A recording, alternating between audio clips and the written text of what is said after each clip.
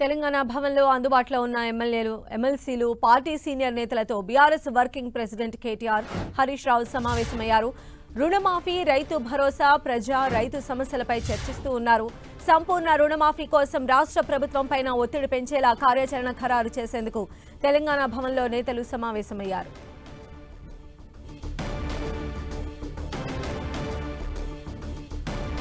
మరిన్ని అప్డేట్స్ మా ప్రతినిధి శ్రీకాంత్ మనకు అందిస్తారు. శ్రీకాంత్, రుణమాఫీ విషయంలో బీఆర్ఎస్ పార్టీ మరింత దూకుడు పెంచాలని నిర్ణయించింది. పార్టీ అంటే వీలైనంత త్వరగా క్షేత్రస్థాయిలోకి వెళ్లి రైతులను కలుసుకునే ప్రయత్నాలు మొదలుపెట్టనుంది. ఇందుకు సంబంధించి అందుబాటులో ఉన్న శాసనసభ్యులు, శాసనమండలి సభ్యులతో పార్టీ వర్కింగ్ ప్రెసిడెంట్ కేటీఆర్, కీలక నేత హరీష్ రావులు భేటీ కావడం జరిగింది. 2-3 రోజుల్లోనే ఈ ప్రక్రియకు శ్రీకారం చుట్టాలని బీఆర్ఎస్ భావిస్తూ ఉంది.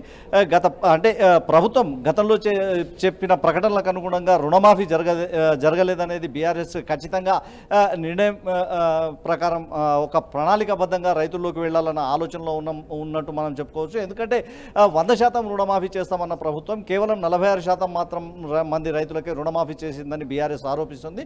మిగిలిన రైతుల మద్దతు కూడగట్టేందుకు అనుగుణంగా భవిష్యత్తులో కార్యాచరణ ఎలా అమలు చేయాలన్న దానిపై ఇప్పుడు కసరత్తు జరుగుతుందని చెప్పుకోవచ్చు. ప్రధానంగా హరీష్ రావు కొద్దిసేపటి క్రితం మీడియా సమావేశంలో వెల్లడించిన దాని ప్రకారం ముఖ్యమంత్రి రేవంత్ రెడ్డి వివిధ జిల్లాల పర్యటన సందర్భంగా, పార్లమెంట్ ఎన్నికల సందర్భంగా వివిధ ప్రచార సభల్లో మాట్లాడుతూ ఆయా జిల్లాల్లో ప్రముఖ దేవాలయాలు, మసీదులు, చర్చిలపై ప్రమాణం చేస్తూ తాను రుణమాఫీ చేస్తానని ప్రకటన చేసిన నేపథ్యంలో హరీష్ రావు కూడా ప్రత్యేకంగా ఈ అంశంపై ఫోకస్ పెట్టారని చెప్పుకోవచ్చు. యాదాద్రి నరసింహస్వామి గుడి, భద్రకాళి అంటే వరంగల్ భద్రకాళి దేవాలయం వంటి దేవుళ్లను ప్రస్తావిస్తూ సీఎం రేవంత్ రెడ్డి వ్యాఖ్యలు చేయడంతో అందుకు అనుగుణంగానే హరీష్ రావు కూడా ఆయా దేవాలయాలకు వెళ్ళి అక్కడే తేల్చుకుందామంటూ సీఎం రేవంత్కు సవాల్ విసిరారు. ఇందుకు సంబంధించి కూడా ఒక కార్యాచరణ ప్రకటించే అవకాశం ఉంటుంది. ఏ రోజు ఎక్కడికి వెళ్తారన్న దానిపై మరోవైపు గ్రామ స్థాయిలో కూడా బీఆర్ఎస్ పార్టీ గ్రామాలకు వెళ్ళి రైతుల రుణమాఫీ, ఏ గ్రామంలో ఎంతమంది రైతులు రుణాలు తీసుకున్నారు, ఎంతమంది రైతులకు రుణమాఫీ జరగలేదన్న పూర్తి వివరాలను పార్టీ సేకరించాలని నిర్ణయించింది. ఆ సేకరించిన వివరాలను ప్రభుత్వానికి సమర్పించి ఆ రైతులకు కూడా రుణమాఫీ జరగాలన్న ఒక డిమాండ్ బీఆర్ఎస్ చేయనుంది.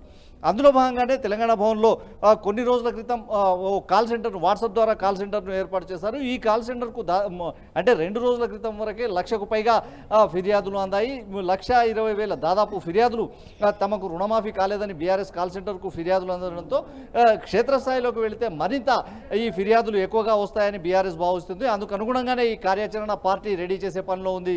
సంధ్య. రైట్ శ్రీకాంత్.